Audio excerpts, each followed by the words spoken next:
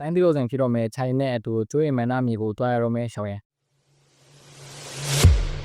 အားလုံးပဲမင်္ဂလာပါဒီနေ့မှာတော့ကျွန်တော်က episode 155ကို review လေးလုပ်ပါပြီးမှပဲဖြစ်ပါတယ်ဗီဒီယိုလေးမစတဲ့ခင်မှာကျွန်တော်ရဲ့ channel လေးကို subscribe လေးနဲ့ follow မှာကြည့်နေနေဆိုရင်တော့ follow လေးလုပ်တော့ပေးကြဖို့တောင်းဆိုချင်ပါဒါဆိုရင်တော့ဗီဒီယိုလေးကိုစလိုက်ရအောင်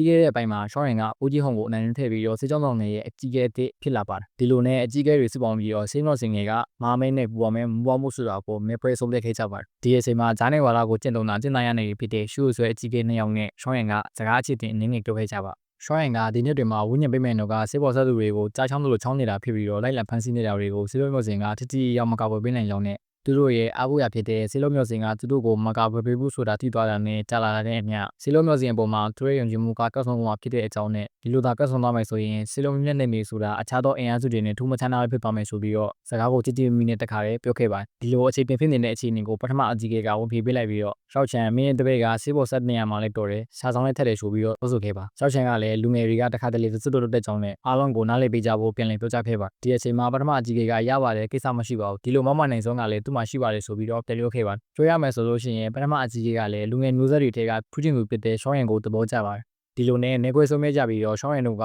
မဲခွန်းနမဲအနိုင်ရရှိခဲ့ပြီးနောက်ဆုံးမှာစေလို့မျိုးစင်ကမာမိတ်တွေပါဝင်လာပါတော့တယ်။၃ရက်အကြာမှာမောင်မဲဦးစီဝေးကြီးမလုပ်ခင်ကြွေဆောင်ကဧည့်ကြိုတဲ့အခြေအနေဒီအချိန်တွေကိုအားလုံးကသဘောကျကြမယ်လို့ထင်ပါတယ်။မင်းလက်တောင်ကြရဲ့ဘိုးဘေးကသူနှစ်ရှည်လများကုသနေရတဲ့ယောဂကရှောင်းရင်ကြီးကဆေးလုံးရောက်နေပျောက်သွားတဲ့အကြောင်းနဲ့သူ့မိမလေးကရှောင်းရင်ကိုသဘောကျနေပြီဖြစ်ကြောင်းရီရမောနဲ့ပြောသွားတော့တယ်။ရှောင်းရင်ကလည်းအားနာနေတာပေါ့။မကြခင်မှာပဲပန်ကန်ကနတ်သမီးချင်းနဲ့ယူရင်တို့ကထပ်ပြီးရောက်လာခဲ့ပါတယ်။ဒီအချိန်မှာနတ်သမီးချင်းကယောက်ျားနဲ့အဲ့ဟဲ့တာမစိုးဘူး။ဘယ်သူကမှမလုပ်ဘူးဆိုပြီးတော့ရွှေရင်ကိုကြည့်ပြီးတော့ပြောလိုက်ပါဒီအချိန်မှာဆရာတပည့်နှစ်ယောက်လုံးကစမ်းပွင့်နေတာဖြစ်ပေမဲ့နောက်ချန်ဘက်မှာတော့တွင်တူနေတဲ့အခြေအနေကနေဆောင်ချဖို့ခက်နေပါတယ်။တခါတည်းမှာပဲဝိဇာဖန်ကအကြောင်းတိတူပြီးမပြီးအောင်တမဲနောက်ဆုံးနေပါဒီအချိန်မှာမိမတက်ချင်မီဖြစ်တဲ့ရှောင်းရင်ကပဲကြားကနေပြီးတော့အကလွန်ရောက်လာကြပြီဆိုတော့အစည်းအဝေးခက်မှတွေသွားရအောင်ဆိုပြီးတော့အားလုံးကိုပတ်တော့ကသူ့ဆရာကိုစီးတော့ရစီခဲ့တာပဲဖြစ်ပါတယ်။အစည်းအဝေးမှာရှောင်းရင်ကယခုလိုမာမဲဖွဲ့တယ်ဆိုတာဝိညာဉ်ပေးမဲ့နှုံကိုရည်ဆိုင်မှုတာဖြစ်ပြီးတော့တခြားအင်အားစုရဲ့အတွင်းရေးကိုဝင်ရောက်ဆွမဖက်ရဖို့ဆိုတဲ့စီးမင်းကိုချမှတ်လိုက်ပါတယ်။အစတွေကဒီလိုရောက်နေတဲ့ဖွဲ့စည်းတိုင်းကမာမဲဖွဲ့ဖို့အတွက်သဘောတူညီထားတာဖြစ်ပြီးတော့နန္ဒမင်းချင်းကစကားတစ်ခေါက်လုံးပြောတဲ့ရေရေလုံးရောက်ချမ်းကိုအေးအေးဆေးမပေးနေချင်တာကြောင့်ပလီပလာလေးတွေပြောပြီးတော့ရောက်ချမ်းကိုမာမဲဖွဲ့စည်းရဲ့ခေါင်းဆောင်လုပ်ခိုင်းပါတော့တယ်။မာမဲရဲ့နာမည်ကိုရှောင်းရင်ကပဲအားလုံးရဲ့သဘောတူညီချက်နဲ့ကောင်းတဲ့အင်လို့ဆိုပြီးတော့ပေးခဲ့ပါတယ်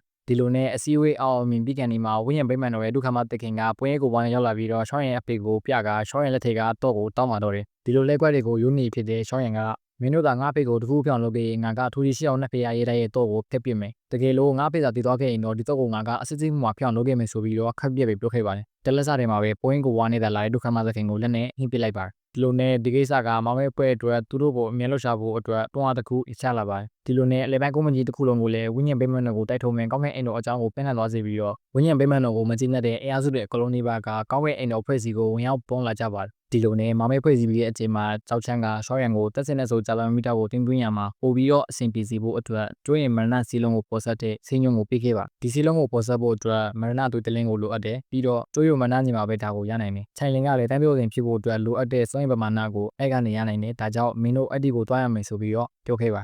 အားလုံးကျေးဇူးတင်ပါတယ်ဒါဆိုရင်နောက်ဗီဒီယိုမှာပြန်တွေ့ကြတာပေါ့